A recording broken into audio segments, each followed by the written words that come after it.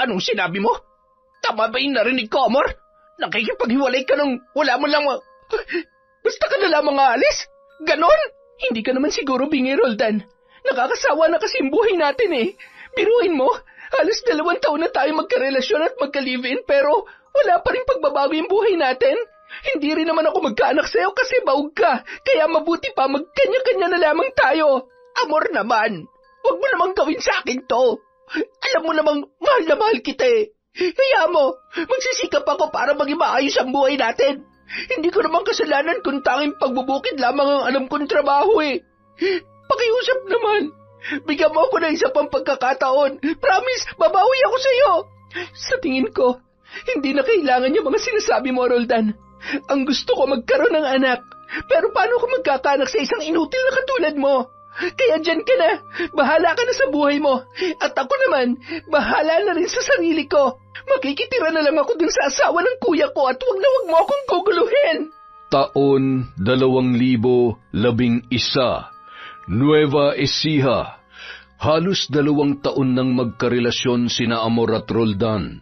Subalit napagdesisyonan ng babae na makipaghiwalay sa kasintahan. Dahil bukod sa hindi noon maibigay ang magandang buhay na kanyang pinapangarap, wala ring kakayanang magkaroon ng anak ang lalaki.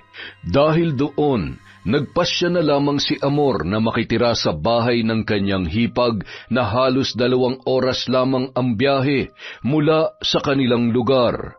Maraming salamat sa pagtanggap sa akin dito, Ate Lenny, ha? Kahit patay na si Kuya Bobby, pumayag ka pa rin na makituloy ako dito sa inyo. Ano ka ba naman, Amor? Wala yon. Kapatid ka ng asawa ko at kahit wala na siya, hindi naman mabuburanan yung pagiging maghipag natin. Ay, siya nga pala. Naaalala mo pa ba si Rap-Rap? Eto na siya ngayon. Rap-Rap, anak, magmano ka sa tiya Amor mo? Ah, ito na ba yung kaisa-isang anak ninyo ni Kuya? Aba, binatang-binata na ah. Hi, Rap-Rap. Ilang taon ka na ngayon? Hello din po, Tia Amor. 20 na po ako. Tama ka po, binata na ako at gwapo pa. Salamat nga po pala sa pagbisita dito sa amin. Hindi ako basta bibisita lang, Rap-Rap. Ang sabi ko kanina, dito na muna ako sa inyo titira. Hindi ka ba nakikinig? Biro lang, baka matakot ka sa akin, ha? Ay, oo nga po pala. Pero bakit po dito na kayo titira? Wala na po ba kayong mga magulang o kapatid? Rap-Rap, tama na yan. Umiral na naman yung pagiging matanong mo. Pasensya ka na sa kanya, Amor, ha? Masyado lang talagang mausisa itong si Rap-Rap. O siya, sige anak, pumasok ka na muna rin sa kwarto at tupiin mo yung mga damit na nilabhan ko. Medyo may pagkatsismoso rin pala yung anak mo, Ate Lenny, ha? Hindi mo ba tinuturuan ng tamang asal yan at kung paano makikipag-usap na maayos, lalo na sa mga nakatatanda sa kanya? Ay, pasensya ka na, Amor. Hayaan mo't pagsasabihan ko siya mamaya. Ay, oo nga pala, kumain ka na ba? Alam ko na pagod ka at mukhang gutom ka rin mula sa biyahe. Anyway, hayaan mong tulungan kitang disiplinahin yung anak mo habang nandito ako, ate. Tsaka, hindi pa nga ako kumakain. Ano bang pagkain niyo dyan? Ay, tamang-tama. Nagluto ako ng adobong kangkong at pritong galunggong. Alam mo bang paborito namin yun ng Kuya Bobby mo nung nabubuhay pa siya? Ha? Adobong kangkong? Diyos ko naman, Ate Lenny. Kaya nga iniwan ko yung nobyo kong si Roldan kasi puro ganyan lang din ang alam niyang ipakain sa akin. Tapos hanggang dito ba naman ganyan pa rin? Wala na bang iba? Ano ka mo? Ibig mong sabihin may iniwan kang boyfriend sa lugar ninyo. Bakit mo naman ginawa yun? Tsaka, ay, pasensya ka na. Kasi yan lang talaga ang kinaya ng budget ko para sa pagkain. Sige, okay na to, ate. Ano pa nga ba magagawa ko eh? Nandyan na yan, tsaka gutom na rin ako. Sana naman bukas masarap naman ang ulam na iluto mo, ha? Ay, sige. Susubukan ko pero hindi mo pa sinasagot yung tanong ko. Bakit ka nakipaghiwalay sa nobyo mo? Baka hanapin at sundan ka noon dito. Ate Lenny, yung mga ganong klaseng boyfriend, hindi na pinatatagal. Pasalamat nga siya dahil napagtiisan ko yung relasyon namin ng halos 2 taon. Nakakasawa kasi eh. Walang pag-asenso yung buhay namin. Paano, pagbubukid lang ang alam na trabaho? Ang masama pa, baog siya ate. Hindi kami magkaanak kaya, ayun, mas mabuti nang maghiwalay na lamang kami, di ba? Pambihira ka naman, Amor. Hindi naman sa nanghihimasok ako sa desisyon mo, ha?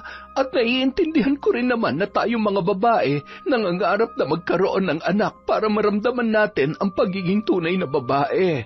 Pero hindi ba, masyado mo yata siyang binigla sa naging desisyon mo. Sus, matagal ko na siyang pinariringgan, pero parang wala namang talab sa kanya yung mga sinasabi ko. Hinintay niya pa talagang humantong ako sa desisyon na iwanan siya ng tuluyan, kaya wag niya akong sisihin. Tsaka, bakit ba siyang pag-uusapan natin, ate? Maghain ka na nga lang at nagugutom na talaga ako eh. Ay nako, pasensya ka na. Nagtatanong lamang ako. O siya, sige, maghahain na muna ako. Halika na ron sa kusina. Kaya pala ubod din ng chismoso yung anak mo kahit ang bata-bata pa? Nagmana pala sa iyo yun? Ha? Anong sabi mo? Wala. Ang sabi ko, gusto ko nang kumain. Nagugutom na ako at gusto ko na rin sana magpahinga, ate. Matapos yun, magkasabay na silang nagtungo sa kusina at ipinaghanda na siya ni Lenny ng makakain. Matagal nang magkakilala ang maghipag kahit noong nabubuhay pa ang asawa ni Lenny na kuya ni Amor. Ngunit wala na siyang naging balita pa tungkol dito simula nung malaman niya na nagkaroon na ngayon ng kinakasama sa Bulacan. Matapos kumain, muli sila nag-usap at sinabi ni Amor na gusto niyang maghanap ng trabaho sa lugar nila Lenny. Nabusog ka ba? Pasensya ka na kung iyan lamang ang naihain ko sa iyo, ha? Okay lang yun, ate. Pero kung hindi lang ako nagugutom, hindi ako kakain ng adobong kangkong. Pero, nga pala, gusto kong humanap ng trabaho rito nang sa ganun ay makatulong naman ako sa mga gastusin dito sa bahay. Baka naman may bibigay kang trabaho sa akin, ate. Ganun ba? Ang problema kasi, Amor, ano namang trabahong maibibigay ko sa iyo tanging paglalako lang ng mga gulay ang ikinabubuhay namin ni Rap-Rap dito. Problema ba yun? Di doon ako sa sentro mag-a-apply ng trabaho. Tsak marami mapapasukan doon kahit mga simple lang. Ang importante, may sweldo. Hindi ba? Sige, ikaw ang bahala kung yan ang gusto mo. Pero may dala ka bang mga dokumento? Alam mo naman sa paghahanap ng trabaho, yun ang unang-unang hihingin nila sa'yo. Yun na nga Pahiramin mo kaya muna ako ng pera para makumpleto ko yung mga papeles, yung panggasto sa pang-araw-araw gaya ng pamasahe, pagkain, ganon. Ay, hindi ako mangangako, Amor, ha? Pero sige, gagawan natin ang paraan yan. Dapat lang gawa mo ng paraan, ate, kasi kung hindi mo ako matutulungan, hindi rin ako magkakaroon ng trabaho. Gusto mo bang buong araw lang ako nakahilata dito sa bahay at hintayin ka sa pag-uwi? Ayaw ko naman ng gano'n, no? Iba pa rin kapag may sarili akong pera na galing sa pinaghirapan ko. Naiintindihan ko naman, Amor. Salamat at gusto mong makahanap ng trabaho para matulungan ako rito sa bahay. Hayaan mo, gagawin ko ng paraan para maibigay ko yung kailangan mong pera. Kunwari ay nagpasalamat pa si Amor kay Lenny saka umapir. Nagpaalam siya na lalabas sandali para magsigarilyo. Ngunit habang abala si Lenny sa pagliligpit ng kalat sa kusina, nadaanan ni Amor ang binatang si Rap-Rap na nakaupo sa sala habang nanonood ng TV. Nilapitan niya yon at binulungan sa galit na boses. Hoy, ikaw bata ka. Hindi ko gusto yung tabas ng dila mo, ha? Ayusin mong pakikipag-usap sa akin kung ayaw mong tagpasin ko yung labi mo. Akala mo ba natutuwa ako makita ka? Sa totoo lang, inis na inis ako sa'yo. Naiintindihan mo ba yon? Ha? Bakit po? Ano po bang ginawa ko? Sus, nagmamaang-maangan ka pa? At eto pa ha, huwag na huwag kang magsusumbong sa nanay mong Baduy at Losyang. Dahil kapag ginawa mo yon, malilintikan ka sa akin. Alalahanin mo, tayong dalawa lang ang palagi maiiwan dito sa bahay. Anong tayong dalawa maiiwan dito sa bahay? Mali ka dyan. Kasi minsan sumasama ako kay nanay sa paglalako ng mga gulay. Kaya habang wala ka pang trabaho, ikaw lang mag-isa maiiwan dito. Ang tanga mo rin pala, no? Manang-mana ka sa nanay mong ubod ng kaingotan. Ay, diyan ka na nga, buiset. Ano kayang problema nun? Kabago-bago pa lang rito sa bahay, nagsisiga-sigaan na. Kala mo naman kung sino. Bahala ka sa buhay mo. Habang nasa ganoong pag-iisip ang binata, lumabas naman si Lenny mula sa kusina. Katatapos pa lang niyang hugasan ang mga pinagkainan ni Amor. Oh anak, bakit parang ang lalim yata ng iniisip mo at mukhang nagsasalita kang mag-isa riyan? May problema ba? Wala po, Nay. Masyado lang ako nadala dito sa pinapanood kong cartoons. Teka, Nay, isasama niyo po ba ako magtinda bukas? Mabuti at naitanong mo yan, Rap-Rap. Ako na muna mag-isa maglalako ng mga paninda natin. Naisip ko na samahan mo muna rito si Tia Amor mo dahil hindi niya pa kabisado mga kailangang gawin dito sa bahay. Alalayan mo lang muna siya. Po, bakit ko naman po siya aalalayan hindi naman po siya bata? Huwag niyong sabihin na pati sa pagkain susubuan ko pa siya, Nay. Rap-Rap, anak, huwag kang pilosopo. Ang ibig kong sabihin baka may mga kailangan siyang bilhin sa labas at gusto magpasama sa iyo sa tindahan, tsaka yung mga simpleng gawain dito sa bahay. Nay, naiintindihan ko naman po kayo. Nagbibiro lang po ako. Ay, sige na nga, sasamahan ko na lang muna siya rito. Maganda nga yun kasi may makakatulong ako sa paglilinis ng bahay. Hoy, Rap-Rap, huwag kang magpapasaway sa tiyahin mo at nakakahiya sa kanya, ha? Huwag ka rin masyadong madaldal at magtatanong ng kung ano-ano, lalo na kapag tungkol sa personal niyang buhay. Naiintindihan mo ba ako? Opo naman, Nay. Huwag kayong mag-alala. Behave lang po ako bukas kapag kaming dalawa lang dito ni Tia Amor. Mabuti kung ganon. O siya, sige na. Medyo lumalalim na ang gabi. Maglilinis lang ako ng katawan para naman mapreskuhan ako sa pagtulog. Ilatag mo na rin yung mga hihigaan natin sa kwarto. Tsaka ibigay mo sa tiyahin mo yung kutsyon na tutulugan niya doon sa kwarto mo. Po, ibig sabihin, siyang gagamit ng kwarto ko? Saan ako matutulog? Habang nandito ang Tia Amor mo, tabi na muna tayo doon sa kwarto ko. Tutal naman mag-isa lamang ako ron. Bakit? Ayaw mo bang katabi si nanay? Siyempre po gusto. Kaya lang, huwag ka na marami pang reklamo, Rap-Rap. Sige na, sundin mo na lang yung inuutos ko at kakausapin ko lang ang tiyahin mo ron sa labas para ipaalam sa kanya na doon siya matutulog sa kabilang kwarto. Wala nang nagawa pa ang binata, kundi sundin na lamang ang inuutos ng kanyang ina. Matapos yun ay lumabas ang kanyang nanay para kausapin si Amor na kasalukuyang naninigarilyo sa harapan ng kanilang bahay. Siya nga pala, Amor. Pagpasensyahan mo na muna tong bahay, ha? Alam mo na, eto lang kasi nakayanan naming ipundar ng kuya mo bago siya nawala. Pagtiisan mo na lang din kung anong mayroon tayo rito. Alam mo, te, hindi ko nga alam kung bakit nagagawa mo magtiis sa ganitong lugar Kung sa bagay, sanay naman kayo ng anak mo sa ganitong bahay. Pero ako, hindi ako magtsatsaga rito kaya hahanap talaga ako ng trabaho para naman makalipat ako kaagad. Masaya ako sa plano mong yan, Amor. At hangad ko ang katuparan sa lahat ng mga pangarap mo. Ay, oo nga pala. Ipinahahanda ko na kay Rap-Rap yung magiging kwarto mo habang nandito ka. Pagtsagaan mo na lamang muna. Huwag ka mag-alala. May electric fan naman doon. Sige na, Ate Lenny. Mauna ka na muna sa loob. Mamaya na ako papasok. Teka, may saksakan ba rin sa loob ng kwarto? I-charge ko kasi tong cellphone ko Kanina pa lobat. Baka may importanteng message na kailangan kong basahin. Ay, meron naman. Hanapin mo na lang dun sa gilid ng dingding. Huwag mo lang pababayaang nakasaksak buong magdamag at baka mag-overheat. Alam ko naman yon, no? Hindi ako tanga. Sige na, gusto ko muna mapag-isip at makapag-isip-isip. Bagamat bahagyang nakadama ng pagkadismaya sa paraan ng pakikipag-usap sa kanya ng hipag, hindi na lamang yon pinansin ni Lenny. Tahimik siyang pumasok sa loob ng bahay upang magtungo sa banyo at makapaglinis ng katawan. Kinabukasan, tanging sina Amor at Rap-Rap lamang ang naiwan sa bahay. Maaga pa lamang ay umalis na si Lenny para maglako ng panindang gulay. Habang abala sa paglilinis ng sala ang binata, hindi pa rin gising ang kanyang tiyahin. Gising mayaman pala tong si Tia Amor. Kala mo hindi nakikitira Pero hayaan ko na nga lang muna. Baka napagod lang dahil sa biyahe kahapon. Halos matatapos na ang binata sa lahat ng gawaing bahay. Nang magising ang kanyang tiyahin, nag-iinat-inat pa yon na lumabas sa pintuan ng kanyang kwarto. Agad siyang inutusan ng babae at tila galit pa ang boses noon. Hoy, Rap-Rap, ipagtimpla mo nga ako ng gatas. Teka, ano nga palang almusal dyan? Ha?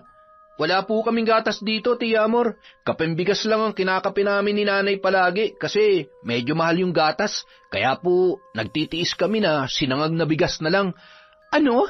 Seryoso ka ba? Ano pa naman yan? Ay, nakakainis. May pera ka ba dyan? Ibili mo na nga lang ako ng gatas sa tindahan. Hindi ako nagkakape niyang sinaunang kape ninyo na nanay mo.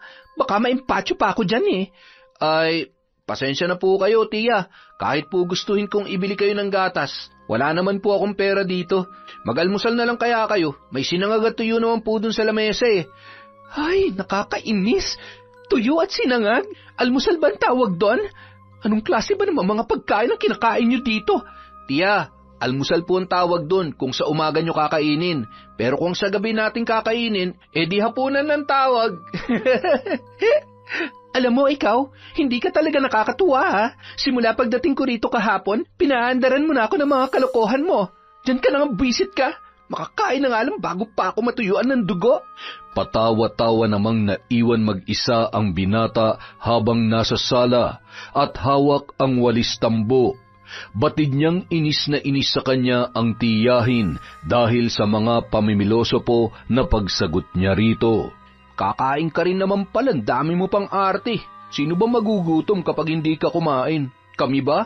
Kung hindi mo gusto yung mga pagkain namin dito sa bahay, di bumili ka ng sarili mo. Matapos mag-almusal ng babae, kinausap siya noon at galit na inutusan para labhan ang mga dala niya na maruruming damit. Oo nga pala, Rap-Rap. Pagkatapos mo dyan sa mga ginagawa mo, labhan mo tong mga damit kong pang-alis ha. Baka kasi bigyan na ako ng pera ng nanay mo mamaya eh. Bukas na bukas din, pupunta na ako sa sentro para maghanap ng mapapasukang trabaho. Tia, magsisibak pa kasi ako ng kahoy at magsasalok pa ako ng tubig sa banyo eh. Tapos pupunta pa ako kay namanang ko rin para kumuha ng paninda ni nanay bukas. Sa tingin mo ba may pakialam ako? Unahin mo muna yung mga inuutos ko sa'yo bago mo gawin yung inutos sa'yo ng nanay mo. Ang dami mo pang satsat, ang dali-dali lang naman ang pinapagawa ko sa'yo. Ay naku, kung hindi ka lang kapatid ni tatay, baka kung ano pang masabi ko sa'yo eh. Tay, bakit ba may kapatid kang ganito ang ugali? Parang ipinaglisa sama ng loob. May sinasabi ka ba? Nagrereklamo ka yata eh. Ay wala po. Ang sabi ko, uunahin ko ng labhan yung mga damit mo pagkatapos kong magwalis doon sa bakuran. Inis na muling pumasok na lamang ang kanyang tiyahin sa silid upang kunin ang mga damit na gusto niyang palabhan kay Rap-Rap at ibinato yun sa binata nang muling makalabas. Kahit naiinis, hindi na lamang siya kumibo. Sa halip ay tahimik na isa-isang dinampot ang mga nagkalat na damit ng babae. Kinagabihan, nang makauwi si Lenny ay agad siyang sinalubong ni Amor sa pintuan. Agad na kinausap kahit hindi pa siya nakakapagpahinga. Mabuti naman at nakauwi ka na, Ate Lenny. Gusto ko lang sanang itanong kung meron ka na ba nung perang sinasabi ko sa'yo kahapon? Ay, nakahiram ako kay Manang Kuring, yung kinukunan ko ng mga gulay na paninda. Mabuti na lang at pumayag siyang hulug-hulugan ko na lamang tuwing linggo. Ayun, mabuti naman kung ganon. Oo nga pala, paano ba bumiyahe papunta sa sentro? Turuan mo naman ako. Isa-isang itinuro ni Lenny kay Amor ang paraan kung paano makarating sa nasabing lugar. Tuwang-tuwa naman ang kanyang hipag nang iabot niya rito ang halaga na kailangan nito. Ngunit nang bumaling si Lenny sa kabilang dako ng bahay, nakita niya ang mga gamit ni Amor na nakakalat lamang at tila ba wala yung planong ligpitin. Teka, kaninong gamit yung mga nakakalat lamang sa sahig? Medyas mo ba yan, Amor? Tsaka yung tuwalyang nakasabit sa upuan, sa'yo rin ba yan? Oo ate, sa akin na mga yan. Hayaan mo, ako nang bahala magligpit yan mamaya. Ang dami ko kasing ginawa rito sa bahay kaya nawala na sa isip kong damputin. Magpatulong ka na lamang kay Rap-Rap. Ang sakit kasi sa ulo kapag nakikitang makalat dito sa bahay, lalo akong nakakaramdam ng pagod. Nay, halos buong maghapon na nga po ako naglinis dito sa bahay. Nakakatamad ng kumilos kung maya-maya may nagkakalat lang din. Pasensya ka na, Rap-Rap ha. Ako na lang ang bahala mag-ayos ng mga yan at magpahinga ka na muna sa kwarto. Rap-Rap, bakit ka ba ganyan makipag-usap sa tiya Amor mo? Umayos ka nga. Hindi ba't nag-usap na tayo kahapon? Kasi naman, Nay, Ate Lenny, hayaan mo na. Huwag mo na siyang pagalitan. Okay lang naman ako, tsaka kasalanan ko rin naman dahil hinayaan kong pakalat-kalat lang yung mga gamit ko. Ayan, liligpitin ko na para hindi naman nakakahiya sa inyo. Pasensya na ulit, ha? Hindi na nagsalita pa si Lenny. Sa halip, matalim na lamang na tinitigan ang anak at tila sinasabi na pumasok na sa kwarto. Nakadama naman si Raprap ng tampo sa ina, kaya tahimik na nagtungo sa kanyang silid. Maya-maya, narinig nilang tumunog ang cellphone ni Amor at saglit yon na nagpaalam kay Lenny. Teka lang ate ha, tumatawag si Justine, kakausapin ko lang. Siya yung nakilala ko sa social media na taga-sentro. Nirekomenda niya ako sa trabahong papasukan ko. Kunot ang noo na tinanaw na lamang ni Lenny ang kanyang hipag habang nagmamadaling lumabas ng bahay. Dahil doon, hindi niya maiwasan na mapatanong sa kanyang sarili. Justin? Kakilala niya? Aba, ang bilis naman niya yatang nakahanap ng kaibigan dito at sa social media pa talaga. Kabago-bago lang niya rito sa lugar namin. Wala rin naman siyang nababanggit sa akin tungkol doon. Ipinilig na lamang ni Lenny ang kanyang ulo at hindi na pinagtuunan ng atensyon ang tungkol sa bagay na yon. Masyado na siyang napagod at maraming iniisip para abalahin ang sarili para sa maliliit na usapin. Makalipas ang ilang araw, nagkaroon na ng trabaho si Amor, ngunit dahil hindi pa araw ng kanyang sweldo, patuloy niyang iniaasa kay Lenny ang lahat ng kanyang pangangailangan. Sige na ate, kailangan ko lang ng pamasahe at pangkain hanggang sa araw na makasahod ako. Baka pwedeng umutang ka ulit dun sa manang kuring na sinasabi mo. Nako, paano ba ito Hindi ko pa kasi natatapos bayaran yung naunang utang ko. Pero sige, susubukan ko ulit lumapit sa kanya. Bukas ko na kasi kailangan ate. Pwede mo ba siyang puntahan ngayon? Hindi kasi ako makakapasok bukas kapag wala akong pera. Ay, ganoon ba? Teka, anong oras na ba? Mag-aalas 8 na pala ng gabi. Pero sige, susubukan kong puntahan at baka gising pa si Manang Kuring. Hintayin mo ako rito, ha? Uuwi ako agad pag nakuha ko na yung perang kailangan mo. Ayos! Sige, maghihintay ako ate. Huwag ka mag-alala. Sa mismong araw ng sweldo ko, uunahin kong bayaran yung mga nautang mo at makakapagbigay na rin ako ng tulong para pangambag dito sa bahay. Siya, sige. Tutuloy na ako at baka makatulog na yung matandang yon. Nagmamadaling umalis si Lenny para magtungo sa bahay ni Manang Kuring upang muling mangutang ng pera na kailangan ng kanyang hipag na si Amor. Mabuti na lamang mabait ang matanda. Muli siyang pinahiram kahit halos mangangalahati pa lamang ang naibabayad niya sa naunang inutang. Kinabukasan, maagang umalis si Amor at naiwan sa bahay ang mag-ina na sina Raprap at Lenny. Nay, parang napapansin ko, halos lahat na yata ng pangangailangan ni Tita Amor, sa'yo niya na inaasa. Baon na baon ka na sa utang kay Manang Kuring. Baka hindi ka napakunin ng paninda nun. Hindi naman siguro, anak. Tsaka, ganun talaga kapag nagsisimula pa lamang sa trabaho. Kailangan mo munang mamuhunan. Hayaan mo na lang muna ang Tia Amor mo. Mabuting at gumagawa siya ng paraan para makatulong sa atin. Nangako naman siyang babayaran yung mga utang sa araw ng sweldo niya, hindi ba? Sana nga, Nay. Dahil kapag hindi yun nagbayad, siya dapat ang iharap mo kay Manang Kuring. Baka masira ka dun sa matanda dahil lang sa mga utang ni Tia Amor. Rap, anak. Huwag mong pag-isipan na masama ang tiyahin mo. Kapatid siya ng tatay mo, kaya igalang mo siya katulad ng pagrespeto mo sa amin. Pasensya na po, Nay. Hindi na po mauulit. Halika na't baka abutin pa tayo ng tanghali sa pagtitinda. Mas maganda na yung maaga tayong makaalis at nang maaga rin tayong makauwi mamaya. Matapos yun, sabay nang lumabas ng bahay ang mag-ina at magkasamang inilako ang kanilang mga paninda. May mga pagkakataon na isinasama ni Lenny si Raprap, ngunit minsan naiiwan yun sa bahay para mag-asikaso. Isang araw, Day off ni Amor sa trabaho at nagkataon naman na hindi isinama ni Lenny si Raprap sa pagtitinda. Kaya naman silang dalawa ng kanyang tiyahin ang naiwan sa bahay.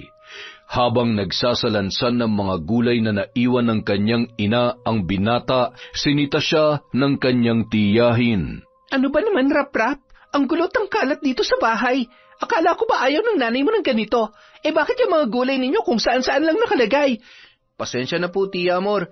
Hindi naman po kalat tong mga gulay. Paninda po namin to, tsaka kaya nga po isinasalansan ko na para hindi na makalat. Yan pong mga gamit nyo sa upuan at yung mga pinagkainan nyo sa lamesa. Hindi po ba kalat din ang mga yan? Hoy, wag mo nga akong sasagutin ng ganyan, ha? Kapag wala rito ang nanay mo, ako masusunod dito sa bahay. Tsaka, wag mo ang binibilang ang mga kalat ko dahil kung mayroon mang tunay na basura rito sa bahay, walang iba kundi ang pagmumukha mo. Inis na talaga ako sa'yo kahit nung unang araw ko palang dito. Hay nako! Inis ka na pala sa akin eh. Bakit hindi ka na lang umalis? Ano? May sinasabi ka ba? Lakasan mo na marinig ko. Wala po. Ang sabi ko, mabait ka lang sa akin kapag nandito si nanay. Pero kapag wala siya, lumalabas ang tunay mong kulay. Hindi ko nga alam kung tiyahin ba talaga kita eh. Kasi hindi naman ganyan ang ugali ni tatay. Aba, lintik ka. Talaga bang sinasagad mo ang pasensya ko? Bakit? Gusto mo magsumbong sa nanay mo? Sige, subukan mo. Tingnan lang natin kung maniniwala siya sa'yo. Aray ko po, Tia Amor, nasasaktan po ako. Mas higit pa dyan ang gagawin ko sa'yo kapag ipinagpatuloy mo pa yung pagsagot-sagot mo sa akin. Nagkakaintindihan ba tayo? Opo, hindi na po mauulit. Ako na po bahalang maglinis ng mga kalat pagkatapos kong magsalansan nito mga gulay. Takot ka naman pala eh. Gusto mo pa talaga nagagalit ako, ha? Akala mo yata hindi kita kayang saktan? Kung yung nanay mo ginagawa kang baby, pues, hindi uubra sa akin yung ganyan. Pabalyang binitawan ni Amor ang tainga ni Raprap at inis na tinalikuran ang binata. Naiwan yon na mangyak-ngyak dahil sa sakit ng pagkakapingot sa kanya ng masungit niyang tiyahin. Kinagabihan, nang makauwi si Lenny ay hindi na napigilan pa ni Raprap na isumbong sa ina ang ginawa ni Amor. Agad namang kinumpronta ni Lenny ang kanyang hipag. Pwede ba kitang makausap sandali, Amor? Magpapahinga na sana ako eh. May pasok na bukas, tapos na ang day off ko. Pero tungkol saan ba yan, ate? Totoo ba yung isinumbong ni Raprap sa akin? Piningot mo raw siya kanina at pinagsalitaan ng kung ano-ano. So nagsumbong na pala siya sa'yo. Ate Lenny, ano pa bang inaasahan natin sa mga kabataan ngayon? Magaling gumawa ng kwento ang mga bata at hindi totoo na hindi sila nagsisinungaling. Ayaw ko lang sanang may mangyaring hindi maganda sa anak ko habang wala ako rito sa bahay. Hindi naman magkukwento yan ng ganon kung hindi niya talaga naranasan. Ibig mong sabihin naniniwala ka kay Raprap? Alam mo naman kung anong ugali mayroon niyang anak mo, hindi ba? Natatandaan mo ba nung unang araw na dumating ako rito? Kung ano-ano agad ang mga itinanong niya sa akin na hindi naman dapat ginagawa ng isang batang katulad niya. Naiintindihan ko kung anong ibig mong sabihin, Amor. Pero sana, kung may gagawin man ang anak ko na hindi mo gusto, ako munang kausapin mo at ako ang didisiplina sa kanya. Ay, may iba ka pa bang sasabihin? Kailangan ko na kasi matulog. Baka maliit pa ako ng gising bukas. Wala na. Pasensya na sa abala. Sige, magpahinga ka na. Makalipas ang isang linggo, muling sumapit ang day off ni Amor. Ngunit ng araw na yun, mas minabuti niyang wag manatili sa bahay. Sa halip, nakipagkita siya sa nobyo na si Justine sa isang pampublikong pasyalan sa sentro. Si Justine ang lalaking nabanggit niya noon kay Lenny na nakilala lamang niya sa social media at nagrekomenda sa kanya sa trabaho, ngunit hindi alam ni Lenny na walang katotohanan ang bagay na yun. Ang tagal mo naman, Amor. Kanina pa ako naghihintay dito. Sorry na, love. Alam mo namang kailangan ko pang humanap ng tamang tiyempo para makaalis dun sa bahay na tinitiran ko eh. Ikaw kasi, ayaw mo pang dun na lang tayo sa inyo manirahan ng sa ganun eh. Palagi na tayo magkasama. Nasisiraan ka na ba? Noon ko pa sinabi na bawal tayo dun sa bahay dahil ayaw nila mama at papa na may ibang tao ron. Kung pwede lang, edi sana nun pa kita dinala dun. Oo na nga, kasalanan ko na. Huwag ka mag-alala. Sa susunod masaagahan ko. Ay, teka, kumain ka na ba? Hindi pagkain ang kailangan ko. Huwag mong ibay ng usapan. Nasaan na yung perang hinihingi ko sa'yo? Dala mo na ba? Oo naman, yun pa ba makakalimutan ko? Alam mo namang sa'yo ko lang inilalaan ng lahat ng sweldo ko eh. Hindi na nga ako nagbibigay ng pang-ambag sa bahay ng hipag ko para lamang may maiabot sa'yo.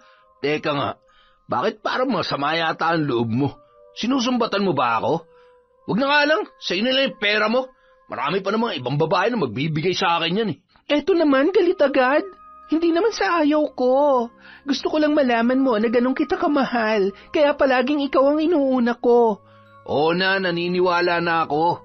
Basta yung billing ko sa'yo wala dapat makaalam nitong relasyon natin.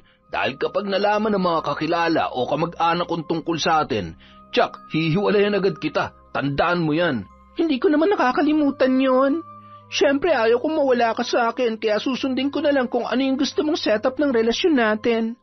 Huwag ka mag-alala, maingat ako at alam ko kung anong dapat kong gawin. May mabuti naman kung ganun. Maganda na yung nagkakaintindihan tayo. O, paano? Alis na ako, baka hinihintay na ako nila paring Gabo dun sa pwestuhan namin. Ha? Teka, alis ka na agad? Halos wala pa nga tayong 30 minutos na magkasama eh. Amor, wag mo nga akong dinadramahan. Unang-una, ikaw ang na-late sa usapan natin. Halos 1 oras ako naghintay dito, kaya kasalanan mo kung kailangan ko nang umalis ngayon. Ganun ba? Di sige. Mag-iingat ka, love, ha? Sige, mauna na ako at baka may makakita pa sa akin dito. Magkita na lang ulit tayo sa susunod. Halos magwala sa labis na pagkainis si Amor matapos siyang iwan ni Justine ng mag-isa. Kasunod noon ay nagpasya na lamang siyang umuwi sapagkat wala na siyang perang panggastos sa plano sanang pamamasyal para ma-enjoy ang kanyang rest day. Hanggang sa makauwi kinagabihan, hindi pa rin maalis ang inis niya kay Justine. Nagsindi siya ng sigarilyo at hit-hit bugayon sa loob ng bahay. Amor, pasensya na ha, pero pwede bang sa labas ka na lang ng bahay manigarilyo? Baka kasi malanghap namin ni Rap-Rap yung usok eh. Pasensya na, nawala sa isip ko na matino pala ang mga kasama ko rito sa bahay. Heto, itatapon ko na lang sa labas, okay na ba? Salamat. Tsaka gusto ko lang din sanang magtanong, huwag mo sanang mamasamain, ha? Nakasahod ka na ba sa trabaho mo? Ilang buwan na kasi mula nung magsimula ka roon. Gusto ko lang sanang humingi ng kaunti para pambayad natin sa kuryente. Yun nga ang problema eh. Kaya bad trip ako ngayon, kung alam niyo lang, Ate Lenny. Biro mo ha, ilang buwan na kaming hindi pinapasahod ng amo namin. Mas inuuna pa niya yung mga kamag-anak niyang empleyado kaysa sa amin. Ay, ganun ba? Bakit naman daw na-delay yung sweldo ninyo? Dapat binibigay nila yon sa tamang oras. Ay, ewan ko ba? Kung gusto mo malaman ang sagot yan sa tanong mo, magpunta ka na lang doon at yung mismong boss namin ang tanungin mo, ate. Narinig ni Rap-Rap ang usapang yon ng kanyang ina at tiyahin, kaya hindi niya napigilang sumagot at sumali sa usapan. Halos 4 na buwan ka na nagtatrabaho doon, Tia Amor. Imposible naman pong hanggang ngayon wala pa rin kayong sweldo. Parang hindi naman po kapani-paniwala yun. Pagsabihan mo yung anak mo, Ate Lenny, ha? Nagsisimula na namang mawala ng galang sa akin. Mahilig makisali sa usapan ng matatanda. Anak, Rap-Rap, huwag ka nga makisawsaw sa usapan namin ng Tia Amor mo. Lutuin mo na lang yung tinaparon sa kusina para maiuulam natin ngayong hapunan. Amor, pasensya ka na ulit kay Rap-Rap, ha? Nakakainis. Malas na nga tong araw ko, dumadagdag pa yung anak mo sa init ng ulo ko. Huwag ka naman magsalita ng ganyan kay Rap-Rap. Hayaan mo, kakausapin ko ulit siya. Teka, bakit ba parang ang init yata ng ulo mo? Dahil ba sa hindi pagpapasahod ng amo ninyo? Ano pa nga ba? Bukod pa ron, kailangan ko rin kasi ng pera para maipadala kay Chong Udeng. Nung nakaraan pa kasi sila tumatawag sa akin at may sakit daw si Tio. Nako, pasensya ka na, Amor, ha? Hindi ko alam na may problema ka rin pala sa pera. Kung kaya lamang sana kitang tulungan ginawa ko na. Kaya lang, may mga utang pa akong hindi nababayaran. Ngayon alam mo na, Kaya utang na loob, Ate Lenny, huwag niyo muna akong hingian at hanapan ng ambag ngayon dahil may mga pansarili akong problema. Hayaan mo kapag nakuha ko yung sahod ko rito sa trabaho ko, uunahin kitang bayaran. Hindi na lamang nagsalita pa si Lenny. Sa halip, hinayaan niya ng makapag-isa ang hipag habang siya naman ay tumulong na kay Raprap sa paghahanda ng kanilang hapunan. Makalipas ang ilang araw, naging normal naman ang lahat, bagamat nananatiling parang batong pabigat sa kanila si Amor kahit pa mayroon na yung trabaho. Habang pauwi si Lenny galing sa pagtitinda, nakasalubong niya ang matandang kapitbahay na si Lola Inyang. Lola Inyang? Bakit po ganyan ang pagkakatitig niyo sa akin? May dumi po ba ako sa muka? Nababanaag ko sa mga mata mo na mayroong kang dinadalang bigat at pasanin sa buhay mo ngayon, Lenny. Oh, ay, teka, hindi ko po kayo maintindihan. Ano pong ibig niyong sabihin? Mayroon kang kasama sa bahay na siyang nagbibigay ng bigat at pasakit sa iyong sitwasyon. Pasensya na po pero hindi ko alam ang sinasabi niyo, Lala Inyang. Sige po, tutuloy na po ako at kailangan ko pa mag-asikaso ng hapunan namin. Nagpatuloy na lamang sa paglalakad ang ginang at nilagpasan ng matanda na patuloy pa ring nakatitig sa kanya. Habang binabaybay ang daan pauwi, hindi niya maiwasang mapaisip at mapatanong sa sarili. Nagbibigay pa sakit at bigat sa buhay ko. Sino naman kaya tatlo lang naman kami sa bahay. Alanga naman si Amore, alam ko namang pinipilit magsikap ng tao para lamang makatulong sa akin. Yun nga lang may problema siya sa trabaho dahil sa boss nila pero hindi naman siguro siya yung tinutukoy ni Lola Inyang. Ay, hayaan ko na nga lamang. Iba talaga kapag matatanda na at may kaalaman sa mga bagay-bagay.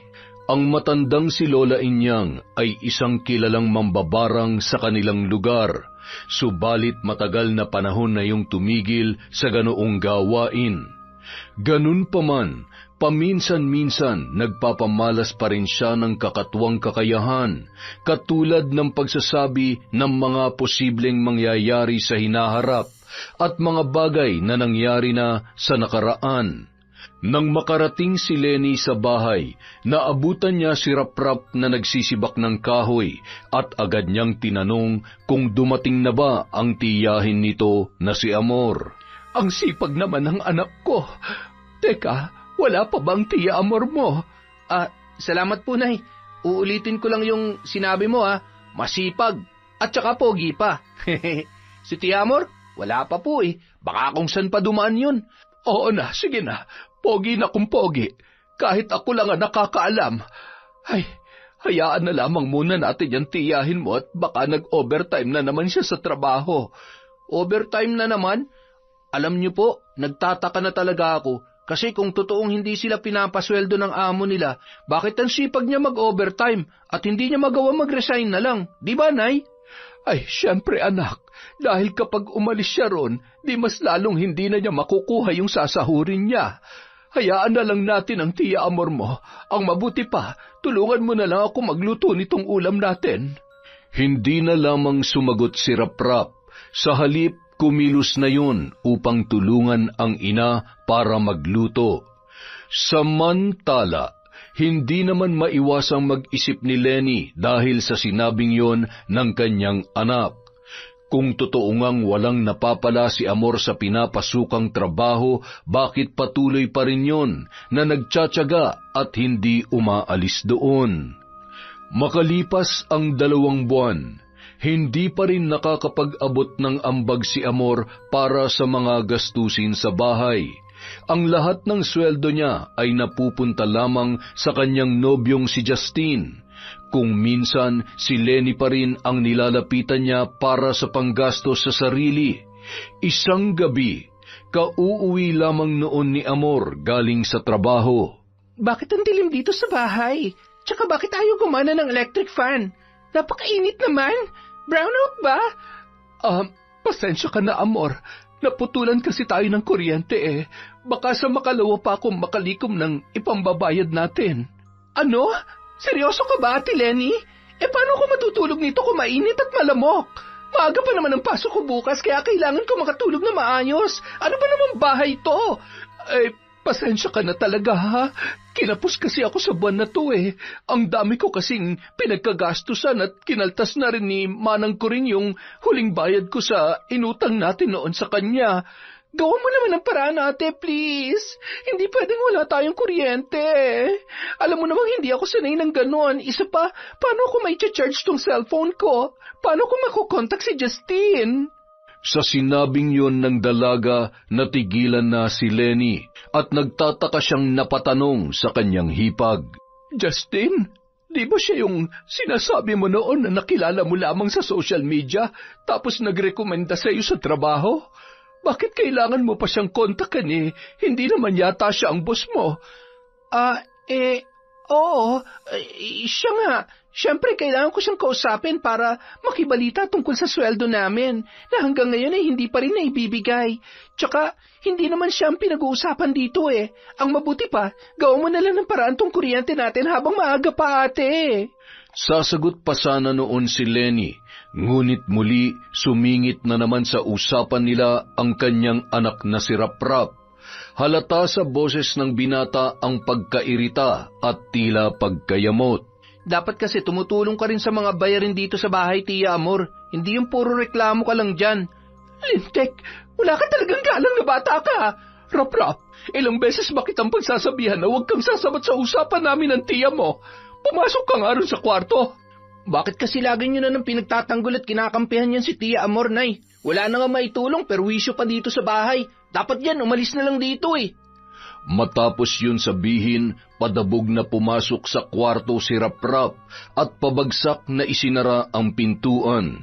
Kasunod noon, muling humingi ng paumanhin si Lenny kay Amor dahil sa inasal ng kanyang anak. Naku Amor, pasensya ka na uli ha. Hayaan mo, bukas na bukas din gagawa ako ng paraan para mabayaran tong kuryente natin at na maibalik na rin kaagad. Pagpasensyahan mo na lamang si Raprap. Disiplinahin mo na maayos yung anak mo, Ate Lenny. Masyado nang nawawala ng galang sa akin. Baka nakakalimutan niya, tiyahin niya pa rin ako. Kapatid ako ng tatay niya. Makaalis na nga lang at makikitulog na lang muna ako sa katrabaho ko. Letseng buhay to. Nang gabi ring yon, walang paapaalam na umalis si Amor sa kanilang bahay. Mag-isa namang naiwan sa sala si Lenny at doon na siya napaisip. Bigla naalala niya ang sinabi ni Lola Inyang tungkol sa pabigat na tao na kasama nila sa bahay. Samantala, dahil walang ibang mapuntahan, nagpasya si Amor na magtungo na lamang sa bahay ng nobyo niyang si Justine, kahit pa kabilin-bilinan ng lalaki na wag siyang pupunta doon. Talaga bang wala ka na sa katinoan, Amor? Hindi ba sinabi ko sa iyo na huwag kang pupunta rito dahil malilintikan ako kay mama at papa? Hindi ka ba makaintindi? Alam ko naman yun, love. Pasensya ka na kasi hindi ako makatulog na maayos dun sa bahay ng hipag ko Mainit at malamok kasi naputulan kami ng kuryente. Baka pwedeng makitulog ako dito sa inyo kahit ngayong gabi lang. Ano? Alam mo, nababaliw ka na talaga. Hindi mo alam kung anong gulong idudulot mo kapag dito kita pinatulog sa bahay. Ayaw na ayaw ng mga magulang ko na may ibang tao kaming kasama. Tsaka, hindi pa nga nila alam na may girlfriend ako kaya tigil-tigilan mo kakatawag sa akin ng laba. Baka may makarinig sa'yo. Kahit ilang oras lang. Tapos aalis na lang ako ng madaling araw. Sige na. Huwag ka nang makulit. Kapag pinilit mo pa rin yung gusto mo ngayon, itutuloy ko na talaga yung pakikipaghiwalay sa'yo. Sige na nga. Babalik na lang ako dun sa bahay ni na Ate Lenny. Nakakainis naman kasi kung bakit ngayon pa kami naputulan ng kuryente Huwag ka na mag-ingay dyan. Umalis ka na bago pa lumabas si Mama. Tsak na magtatanong yun kung sinong kausap ko at wala akong balak na sabihin sa kanila kung sino ka. Dahil doon, wala nang nagawa ang babae kung hindi ang bumalik sa bahay ni na Lenny. Habang naglalakad, hindi niya mapigilang maglabas ng galit at sama ng loob. Buisit talaga. Nagsabay-sabay pa tong kamalasan ko ngayon. Tapos dumagdag pa yung lintik na Raprap na yon. Sobrang pakialamero at masyadong pasikat. Hindi talaga ako makapaniwala na matutulog ako sa mainit, madilim at malamok na kwarto ngayong gabi. Nakakainis! Makalipas ang ilang araw, Nagawan na nga ng paraan ni Lenny na muling maibalik ang koneksyon ng kanilang kuryente. Nagpaalam na siya para maglako ng mga panindang gulay na iwan naman sa kanilang bahay sina Amor at Raprap. Makalipas ang ilang minuto, tila naririnig ng binata na masaya ang kanyang tiyahin at pakanta-kanta pa habang nasa loob ng kwarto. Dala ng kuryosidad, sinilip niya yon sa maliit na siwang ng pintuan at nanlaki ang kanyang mga mata sa kanyang nakita. Teka, tama ba tong nakikita ko? Nagbibilang siya ng pera habang kumakanta. Ang daming perang nakalatag sa papag. Kung ganun, may kwarta lang pala talaga tong babaeng to. Pero bakit niya tinatago sa amin ni nanay? Habang patuloy na tinatanaw ang pagbibilang ng bungkus-bungkus na pera ng tiyahin, narinig niya ang sinabi noon habang kausap ang sarili. Hindi dapat malaman ng mga tao rito sa bahay ang katotohanan na hindi talaga ako sumasahod sa trabaho ng ilang buwan. Kailangan ko silang paniwalain na wala akong pera para lang to sa love kong si Justine para hindi niya ako hiwalayan. Dahil sa narinig, tuluyang binuksan ni Raprap ang pintuan at pumasok sa loob, saka malakas ang boses na kinumpronta ang kanyang tiyahin. Sinungaling ka, Tia Amor! Ang tagal mo kaming pinaniwala ni nanay na wala kang pera at hindi binibigay ng boss mo yung sweldo nyo, pero ang totoo, ipinangsusustento mo lang pala sa lalaki mo. Kaya ba kahit pambayad ng kuryente, hindi ka man lamang makapagbigay kay nanay? Ha? Raprap? Teka, anong ginagawa mo rito? Bakit ka pumapasok sa kwarto ko nang walang paalam? Talaga ba? Kwarto mo? Baka nakakalimutan mo at ipapaalala ko lang sa'yo, Tia Amor ha. Kwarto ko to at ipinagamit lang ni nanay sa'yo. Pero hindi naman yun ang punto ko rito. Ang gusto kong sabihin sa'yo ngayon, sinungaling ka at makasarili. Hoy Raprap, magdahan-dahan ka nga sa mga sinasabi mo. Ano ngayon kung binibigay ko lahat ng pera ko kay Justine? Pera ko naman to at ako naghirap dito. Tsaka, hindi ko obligasyon na bayaran ng kuryente ninyo. Alam mo, ikaw bata ka, kahit kailan talaga panira ka ng moment kung ganun pala, dapat umalis ka na lang dito sa bahay. Hindi ka naman nakakatulong perwisyo ka pa. Ganoon. Pinapalayas mo ako rito sa bulok na bahay ninyo? Pwes sige, aalis ako, pero bago yon, papatayin muna kita!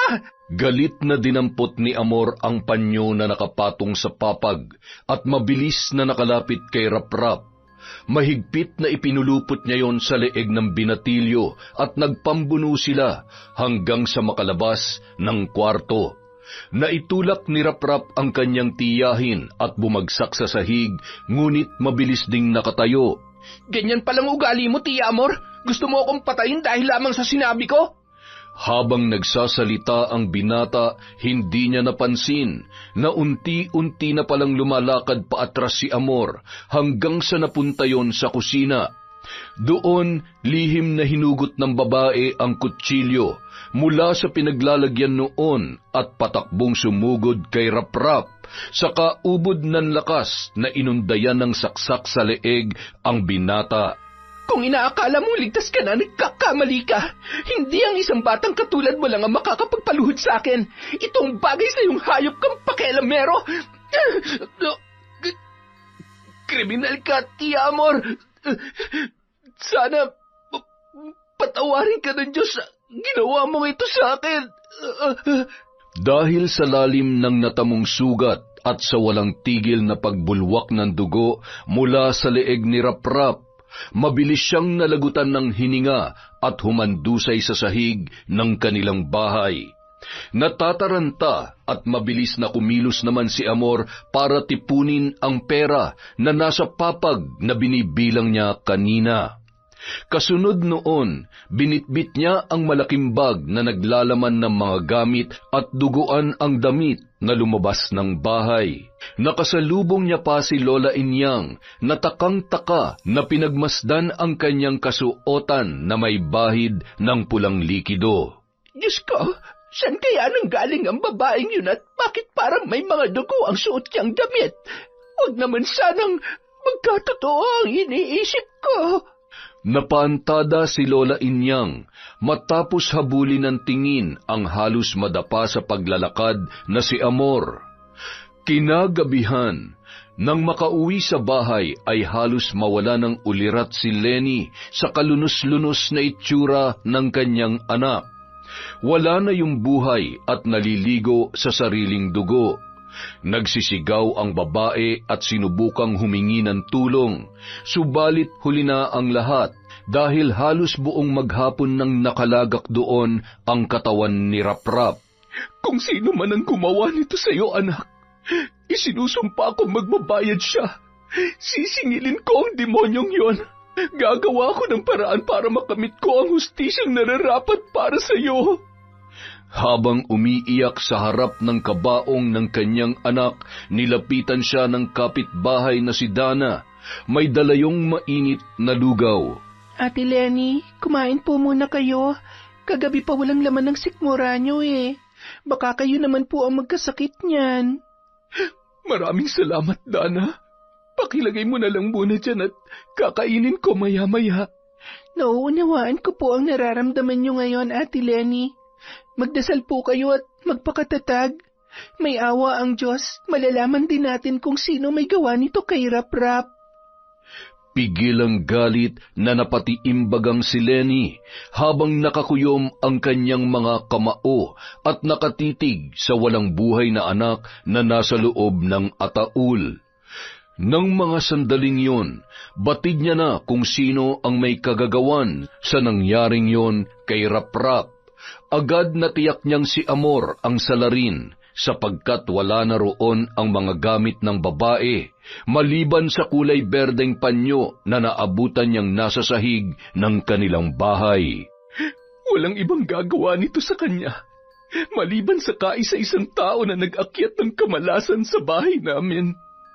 Sorry po, Ate Lenny, pero ang tinutukoy niyo po ba yung babaeng nakatira sa inyo dati? Yung palaging galit at parang walang kaibigan? Wala na akong ibang pwedeng paghinalaan pa, Dana. Alam kong masama mambintang ng kapwa, lalo na kung wala tayong matibay na ebidensya. Pero malakas ang kutob ko na siya talaga ang may kagagawan nito. Bigla na lang kasi siyang nawala, dala ang mga gamit niya. Ang tanging naiwan lang ay yung kulay berdeng panyo na alam ko na sa kanya. Kung sigurado po kayo na siyang may kagagawan nito, ano na po ang plano ninyo? Isusumbong niyo po ba siya sa mga pulis? Hindi, Dana. May naisip akong mas malupit at karapat-dapat na paraan para makapaghiganti sa hayop na babaeng yon. Ano naman po ang iniisip niyo, Ate Lenny? Sana hindi kayo mapahamak sa gagawin ninyo. Hindi na sumagot pa ang ginang. Sa halip, dinampot na lamang niya ang mangkok na dala ni Dana at unti-unting kinain ang lugaw na laman noon. Iginalang naman ng dalaga ang pananahimik ng ginang at hindi niya na pinilit pa yon na magsalita. Makalipas ang ilang araw, nailibing na si Raprap at tila ba hindi mabawasan ang bigat sa dibdib ni Lenny. Maging ang mga kapitbahay ay nakisimpatya rin sa kanya, kabilang na ang matandang si Lola Inyang. Lenny, may kailangan kang malaman, pero hindi ko sasabihin sa iyo ngayon dito sa harap ng maraming tao. Bukas kapag medyo magaan na ang loob mo, pumunta ka sa kubo ko kahit anong oras. Hihintayin kita doon. Po? Tungkol po ba saan yan, Lola Inyang? Tungkol sa pagkamatay ng anak mo. Hihintayin kita bukas sa bahay. Sige na, mauuna na ako't marami pa akong gagawin. Napanganga na lamang si Lenny habang tinatanaw ang papalayong matanda. Maya-maya, naramdaman niya ang kamay ni Dana na humawak sa kanyang balikat. Pagkatapos ay nagsalita. Ate Lenny, uuwi na po muna kami ha. Kapag kailangan niyo na makakausap, puntahan niyo lamang ako sa bahay. Kung gusto mo naman ng makakasama sa pagtulog, nakahanda akong samahan ka. Alam kong hindi magiging madali sa inyong susunod na araw, pero magdasal lamang po kayo at hindi kayo pababayaan ng Diyos. Maraming salamat sa lahat ng tulong at pakikiramay mo, Dana. Tama ka. Kailangan kong magpakatatag at kumapit sa Diyos nang sa ganon magkaroon ako ng gabay para sa pagkamit ng katarungan sa pagkamatay ng aking anak. Nandito lamang po ako palagi kapag kailangan yung tulong ko. Pasensya na kayo at hindi ako madalas nakakapunta sa inyo noon kasi masyado akong abala sa trabaho sa palengke. Yung pakikinig at pagsama mo pa lamang sa akin simula nung unang araw ng burol ni Raprap hanggang ngayong libing niya. Sobrang laking tulong na noon, Dana. Kaya wala kang dapat ihingi ng paumanhin. Mahigpit na niyakap ng dalaga si Lenny na noon ay emosyonal pa rin dahil sa nangyari sa kanyang anak. Matapos yun, umalis na ang dalaga at naiwang mag-isa ang ginang. Naging malungkot at sobrang tahimik ng bahay nang siya na lamang ang naroroon. Pakiramdam ni Lenny, biglang lumiit at nawalan ng espasyo para sa kasiyahan sa loob ng bahay. Pumasok siya sa kwarto kung saan niya nakasamang matulog ang anak at doon ay ikinulong niya sa mga bisig ang unan na huling ginamit ni Raprap. Kasabay ng malakas na paghagulhol sa kauna-unahang pagkakataon mula nang mamatay ang kaisa-isa niyang anak. Miss na kita, anak. Sobrang sakit sa akin ang nangyaring ito sa iyo. At hindi ko alam kung hanggang kailan ako mangungulila dahil sa pagkawala mo. Ipinapangako ko, hindi ako titigil hanggat wala akong nagagawa para magantihan ang taong gumawa nito sa iyo. Nang gabing yon, hindi magawang makatulog ni Lenny. Ramdam niya ang lamig ng hamog na pumapasok sa bintana ng kanilang silid at marahang dumadampi sa kanyang balat. Tanging mga kurtina na sumasayaw at sumasabay sa simoy ng hangin lamang ang kasama niya roon, habang unti-unti siyang ibinabalik ng sariling alaala sa masasayang sandali na pinagsamahan nila ng kanyang pinakamamahal na anak. Kinabukasan, maaga siyang kumilos para mag-asikaso at ayusin ang sarili. Yun ang araw na gusto niya magtungo sa bahay ni Lola Inyang upang alamin ang nais noong sabihin tungkol sa pagkamatay ni Raprap. Sana lang ay mali ang hinala ko, na ikaw nga ang gumawa ng karumal-dumal na pagpatay sa anak ko, Amor. Dahil kapag nagkataon, hindi kita mapapatawad. 10 ang angkan ninyo kapag itinago ka nila para managot sa kasalanang nagawa mo. Tahimik, puno ng determinasyon, at buong tapang na binaybay ni Lenny ang daan patungo sa bahay ni Lola Inyang sa bandang dulo ng baryo. Nang nasa labas na siya ng pinto, ay isang malalim na buntong hininga muna ang kanyang pinakawalan bago kumatok. Agad naman siyang pinagbuksan ng matanda. Seryoso ang mukha noon na pinapasok siya sa loob at pinaupo sa isang silya na gawa sa kalawanging bakal. Alam kong gusto mong malaman ang nais kong sabihin sa iyo, Lenny. At hindi na ako magpapaligoy-ligoy pa. Nung mismong araw na namatay ang anak mo, may nakita akong babae na lumabas mula sa bahay ninyo. Maputi, may kolerete sa muka at balingkinita ng pangangatawan. Pawisan siya noon at tila natataranta na hindi alam ang gagawin. At higit sa lahat, may bahid ng dugo ang damit niya nung siya ay umalis. Sinasabi ko na nga ba? Siya nga, ang walang hiyang hipag ko ang pumatay sa anak ko, Lola Inyang. Demonyo siya. Wala siyang puso. Nagawa niyang kitli ng sarili niyang pamangkin. Iba-iba ang mukha ng bawat tao, Lenny. Madalas ang mga taong inaakala natin na mukhang hindi gagawa ng krimen, sila pa pala ang nagtatago sa maamong anyo para gawan tayo ng kasamaan. Noon pa man, ramdam ko nang mainit talaga ang dugo niya kay Raprap. Pero hindi ko inasahan na magagawa niya ang bagay na yon, Lola Inyang. At ang masakit pa, mas madalas ko siyang kampihan at ipagtanggol sa tuwing magtatalo sila ng anak ko. Ano ngayon ang balak mong gawin sa taong yon? Gusto mo bang gumanti? Gustong-gusto ko po, Lola Inyang. Pero may nais lamang po sana akong itanong. Kung sakaling hingin ko ang tulong ninyo, nakahanda pa rin po ba kayong gawin ulit ang ritual ng pambabarang? Hindi po ba matagal na panahon nyo na yung itinigil? Tama ka. Matagal ko na ngang kinalimutan ang karunungang yon. Ngunit sa sitwasyon mo at ng anak mo, karapat-dapat lang na maparusahan ang taong gumawa noon sa kanya at nakahanda akong tulungan ka. Napahilamos sa sariling muka si Lenny gamit ang kanyang mga palad. Muli napaiyak siya sapagkat halos abot kamay niya na ang hustisya mula sa pagkasawi ng kanyang anak na si Raprap. Ngunit bago ko simulan ang ritual, kakailanganin ko ng anumang bagay na galing sa kanya o kaya naman ay kahit isang larawan. Mayroon ka bang naitatago? Opo, Lola Inyang.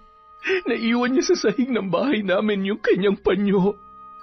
Hiniling ng matanda na ibigay ni Lenny ang nasabing panyo at agad naman yung kinuha ng babae at inihatid kinahapunan. Nangako si Lola Inyang na pagsapit ng gabi, agad niyang isasagawa ang ritual ng pambabarang. Maraming salamat po sa tulong ninyo, Lola Inyang. Sabihin niyo lamang po kung magkano kailangan kong ibayad. Gagawa agad ako ng paraan para humanap ng sapat na halaga. Hindi na kailangan ng bayad, Lenny.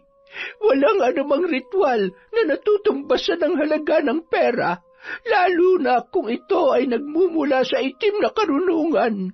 Ang tanging kailangan ko lamang sa ngayon ay ang tiwala mo at pananalig na gagana ang gagawin kong orasyon. Opo, malakas po ang paniniwala ko sa inyo.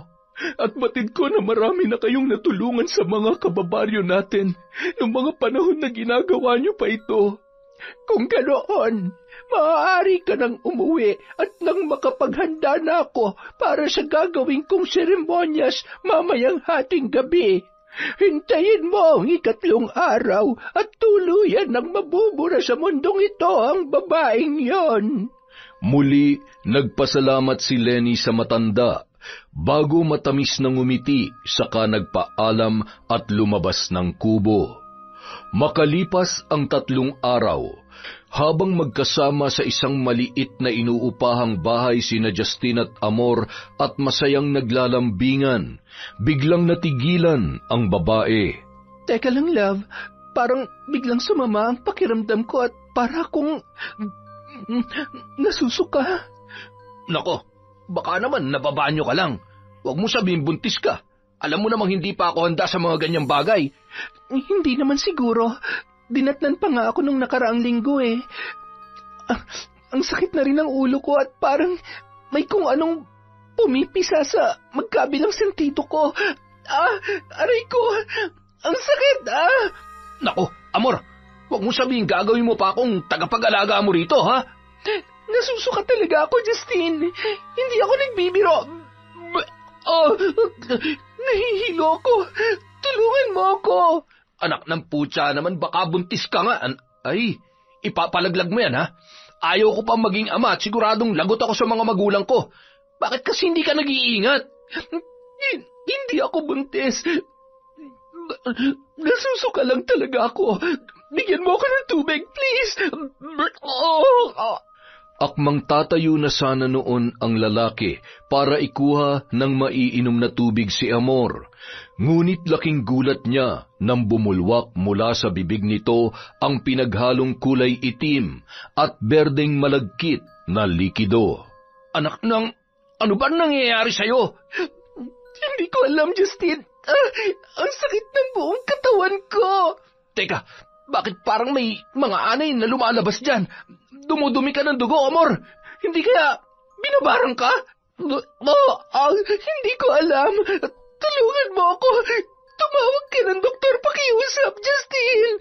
Amor, may mga tumutubong sugat sa labi at pisngi mo. Tapos parang kumukulo at may laman sa loob. Ano ba yan? Naku, mukhang binabarang ka nga. Ilang saglit pa, Isa-isa nang nagsiputukan ang mga sugat ni Amor sa labi at naglabasan ang pinaghalong nana at dugo. Kumalat ang mga yon sa buong muka ng babae kasabay ng paglabas ng mga tila pulgas at garapata na nag-uunahang makapasok sa kanyang bibig. Bakit kasi tulungan mo ako? Parang awa mo na. Nakakadiri ka. Pasensya na pero hindi kita matutulungan ngayon.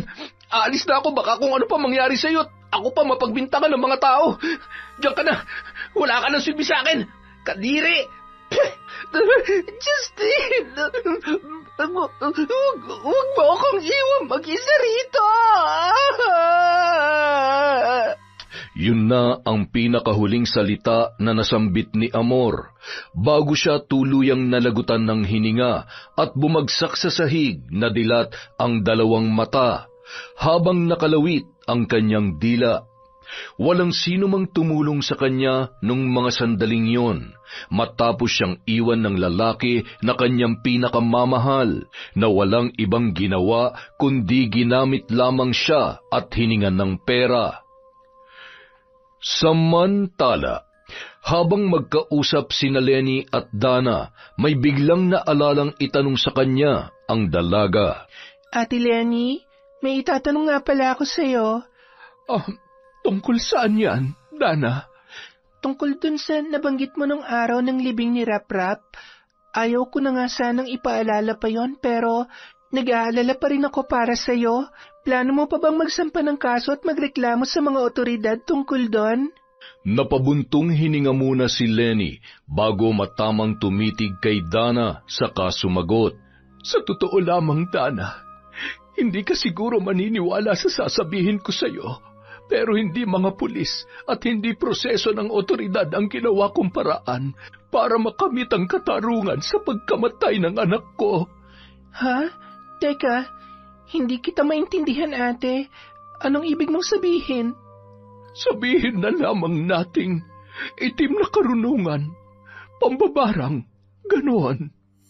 Nanlaki ang mga mata ng dalaga at agad na naitakip ang kamay sa kanyang bibig bago muling nagsalita. Ibig sabihin, ipinabarang mo yung tao o ikaw mismo ang gumawa? Kilala mo si Lola Inyang? Di ba noon pa ay kilala na siyang mambabarang dito sa ating lugar? Ay, oo nga. Narinig ko na nga yung usap-usapan na yan simula nung bata pa ako. Pero sa pagkakaalam ko tumigil na siya sa ganoong gawain, hindi ba? Doon na ikwento ni Lenny kay Dana ang buong pangyayari, maging ang paglapit niya kay Lola Inyang para pakiusapan na barangin ang kanyang hipag na si Amor. Pagkatapos noon, tila manghang-mangha na muling nagsalita ang dalaga. 3 araw? Ngayon na yun, diba? Ano na kayang nangyari? Bukas, babalik ako sa bahay ni Lola Inyang. Kukumustahin ko kung ano ng balita sa ginawa niyang ritual. Gusto mo bang sumama? Sige ate, sasamahan kita. Kahit parang kinikilabutan ako sa kwento mo, pero sabi ko malaman kung ano nangyaring resulta. Tsaka magiging masaya rin ako kung mabibigyan ng katarungan ng pagkamatay ni Rap-Rap. Sige, samahan mo ko bukas ng umaga. Pero mangako ka na wala kang pagsasabihan ng tungkol dito kahit na sino. Oo naman, Ate Lenny. Makakaasa ka. Hindi naman ako tsismosa, no? Takot ko lang. Baka pati ako ipabarang mo rin. Sira, hindi naman ako ganon. Ang karapat-dapat lamang sa pambabarang ay yung mga taong katulad ng tiyahin ng anak ko. Kung tutuusin, kulang pa nga yung sinapit niya. Muling sumiryoso ang muka ni Dana nang maalala ang sinapit ng anak ni Lenny. Hindi rin siya makapaniwala na totoo palang gumagana at umiiral sa mundo ng mga tao ang ritual ng pambabarang. Kinabukasan, magkasama silang nagtungo sa bahay ng matandang si Lola Inyang upang alamin kung ano ang nangyari. Wala ka nang dapat pang ipag-alala, Lenny. Nagawa ko ng hiling mo at gaya ng ipinangako ko sa iyo. tinuluyan ko na ang babaeng naging dahilan ng pagkamatay ni Raprap. Nagpapasalamat po ako sa inyo, Lola Inyang. Hindi dahil sa pagkitil sa buhay ng demonyong babae na yon, kung hindi dahil sa pagtulong sa akin para makamtan ko ang inaasam kong hustisya. Hindi man sa tamang paraan, pero batid kong yun lamang ang magiging dahilan para magkaroon ako ng lubos na katahimikan. Huwag ka mag-alala, nauunawaan kita. Ngunit palagi mong tatandaan na may hangganan ang lahat ng kasamaan. Kung sa ngayon, masasabi kong nagtagumpay tayo, ngunit maaaring sa mga susunod ay hindi na. At huwag mo ring kalilimutan na ang masamang gawain ay nananatiling masama sa paningin ng Diyos, kahit gaano man kabuti ang iyong layunin. Maraming salamat po, Lola Inyang. Grabe, hanggang ngayon hindi pa rin ako makapaniwala na nangyayari ang lahat ng ito. Totoo po palang may mambabarang at hindi kwento-kwento lang. Tama ka, Dana. Pero hindi lahat ng yon ay maaaring gamitin kung kailan mo lamang naisin. Mas malakas ang bisa ng ritual kung may matinding dahilan, layunin at masidhing pagnanais na may sakatuparan yon. Masayang nagpaalam ang dalawa sa matanda. Hindi na sumama sa bahay ni Lenny ang dalagang si Dana sapagkat umuwi na yon sa kanilang tahanan. Nang makarating si Lenny sa sariling bahay, taimtim yon na tumingala at nagdasal sa langit. Patawarin niyo po ako, Ama, dahil sa nagawa ko.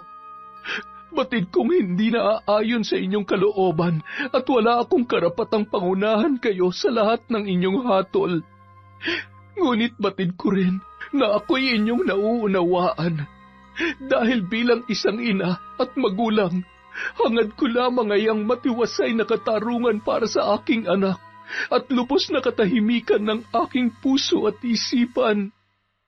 Matapos yun, sumandal siya sa upuan hanggang sa hindi niya na namalayan na siya ay nakatulog na.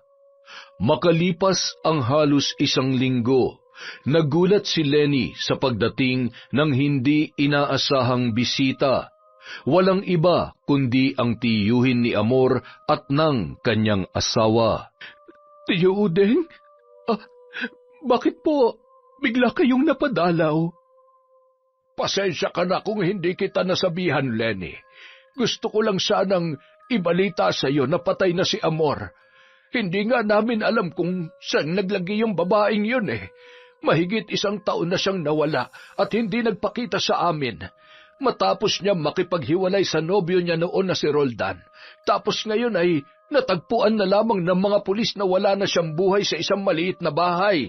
At saka walang makapagsabi kung anong dahilan ng kanyang pagkamatay. Duda ko ay binarang si Amor ng kung sinong tao. Ganun po ba? Hindi ko rin po alam kung ano nangyari sa kanya.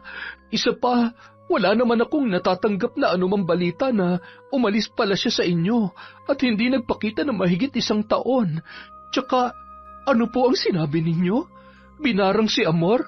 Paano niyo po nasabi yon? Nakita ko yung mga larawan na nakunan ng mga pulis. Kaawa-awa ang sinapit ng hipag mo bago siya namatay. Labas ang dila, dilat ang 2 mata. Tapos yung bibig niya ay parang kinain ng kung anong mga insekto. Nakikiramay po ako sa pagkawala ni Amor. Bagay lamang yun sa kanya. Ay, kawawang Amor. Hindi man lamang kami nakapag-usap bago siya nawala at hindi man lamang kayo ulit nagkita. Kaya nga po, Chong pero hayaan niyo na po. Sigurado naman ako na masaya na siya ngayon kung nasa impyerno kung nasa langit man siya. Ay nako, ikaw talaga, Lenny. Nagagawa mo pa magbiro kahit ganito na ang sitwasyon. Ipinalibing na namin siya kaagad dahil hindi magandang itsura niya at hindi ko na rin pinabuksan yung kabaong nung nakaburol siya. Pasensya na po kayo kung wala akong anumang maiaalok sa inyong pagkain o anumang inumin. Isa pa po kasi paalis din ako ngayon kaya baka maiwan ko rin kayo dito sa bahay. Ay, ganun ba? Hayaan mo na. Huwag ka na mag-abala pa dahil aalis din naman ako. Sadyang ipinaalam ko lamang sa iyo ang tungkol sa nangyari sa hipag mo. Teka, nasa na nga pala yung anak mong si Raprap? Sa pagtatanong na yon ng kanilang tiyuhin, muling nakadama ng kirot sa dibdib si Lenny. Gusto niya nang sumigaw at sabihin na si Amor ang pumatay sa kanyang anak, ngunit mas minabuti na lamang niyang pakalmahin ang sarili, sa halip ay iba ang kanyang sinabi. Si Raprap po ba? Ano po kasi, siya muna ang pinaglako ko ng gulay ngayon. Gaya nga po kasi ng sinabi ko kanina, may importante akong lalakarin kaya hindi muna ako nakapagtinda ng gulay. Ganun ba? O siya, sige Lenny, ako'y tutuloy na. Pasensya ka na't ngayon ko lamang na ipaalam sa iyo ang tungkol sa nangyari kay Amor. Huwag na po kayo mag-alala, Chong. Alam ko na po yun. Ang ibig ko pong sabihin ay, nakikiramay po akong muli. Hindi na nagsalita pa ang matanda at muli na lamang yun nagpaalam saka umalis. Ngunit nang mag-isa na lamang sa bahay ay muling napaiyak si Lenny. Umiyak siya hindi dahil sa sakit na naiwan ng anak, kung hindi dahil naramdaman niyang tila naging patas na ang kinahinatnan ng mga pangyayari. Makalipas ang ilang minuto at natiyak niya na nakalayo na ang tiyuhin, nagpasya na siyang umalis upang magtungo sa puntod ng anak na si Raprap, at doon ay mag-alay ng dasal at tuluyan na magpaalam sa anak kasabay ng pagtanggap sa pagkawala noon. Yun! Isa na naman po ang malupit na kwento mula sa Kwentong Enteng. Babawi po ulit tayo sa shoutout. Simulan po natin sa Pielago, Fabi, Agoncillo family at kay Charina Pielago of General Luna, Quezon, from Catherine Pielago. Hi po kay Cristini Guevara from Lebanon, kay Andeng at Fabs of Batangas from Sunday Rectin. Hi po kay Josie Aniban, kay Beth Mercado, kay Mirasol Masuher, kay Yolanda Lopez, kay Chris Gel Mamado, kay Chris Alcantara, Vicky Yabut and Aisha Salim Aldoseri, Elisa Aquino, Jessica Rojas, Carol Silorio, Cataleja Soto. Hi po kay Cherry Mukbanger ASMR, kay Mel Santarita, Febe Ranyada, Miss Maura. Hello po kay Boss Peter Tom Galindez, kay Elsie Pasasadaba, Reka Jukoy, Toledo Family, JC Jace, Nathaniel Ombao, Jaja JJ. Hi din po kay Gay Somodio, kay Joy Pusa, Marife Talines, at Jonah Lopez. Hi din po kay Mary Rose Sancon, kay Christine Guevara, kay Joel Cabario, Corazon Ingay, Romelia Terrado, at kay Bob Dylan Dingkong. Hi din po kay Mea Espiritu, kay Ariel Toto Baguhara, at si J.L. Nono na favorite ang Pipip, from Cassie Oliva. Happy birthday po kay Marideth Jurila from Habi Manny Maniego. Hi din po kay Sheena Enriquez, kay Finky Rusi 14, kay Gemma de Ocampo, kay Arialin Notarte. Hello po kay Edgardo Fontanilla, kay Ingo Mulayaw, Sean Samuel Sebastian from Chonchamcheb. Hello po kay Rosalie Cawano, kay Annalyn Anating Labroso, kay Red Gaspar, kay Neneng Maria Love, sa mga taga-barangay Mabini, Palumpon, Leyte, Glenn Delgado, Hani Alvarado Creo from Jana May Creo. Hi po kay Katrina Manyakap Maria, kay Yen Yvonne, kay Clarissa Soriano, kay Sally Roldan, kay Jamaica Vera. Hi din po kay Noel Mamaklay, kay Jacqueline Nabo of San Jose del Monte, Bulacan, kay Janet Enesando, kay Jade Creo, kay Master J. Jomer at Angelo from Nagcarlan, Laguna. Hi po kay Jen Mer Garcia, sa Team Caldero, Chef Langlang, Chef Richie, Boss Alan at kay Bubot from Delilah Mozo. Parang masarap dalawin tong mga to, puro chef ah.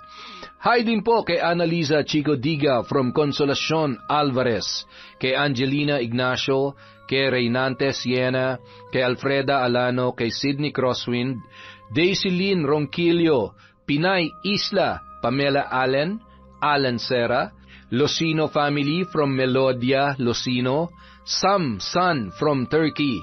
Hi po kay Kuya Xiao TV, kay Shera Vashti from Hong Kong, kay Amy Carbonilla, kay Kim Legaspi, kay Clara Aclera, kay Jen Hernandez o Fernandez ba to? Hi po kay Lorena Cabigas, kay Tonya Pen, Let at Joel of Antipolo from Liza Agodo. Hi po kay Elizabeth Lutero, kay Grimpula Angelica, kay Danilo Katigan ng Luzon Avenue. Hi din po kay Luz Aclaro, sa Galindez at Ramos family from Peter Tom Galindez, kay Agnes Malanag, at kay Lola Feli from Bulacan na araw-araw nakikinig sa Kwentong Enteng, from Raven Tennyson. Maraming salamat po ulit sa walang sawang pagsuporta sa Kwentong Enteng. Advance Happy Valentine nga po pala sa inyong lahat. Maraming salamat po ulit mula sa Kwentong Enteng.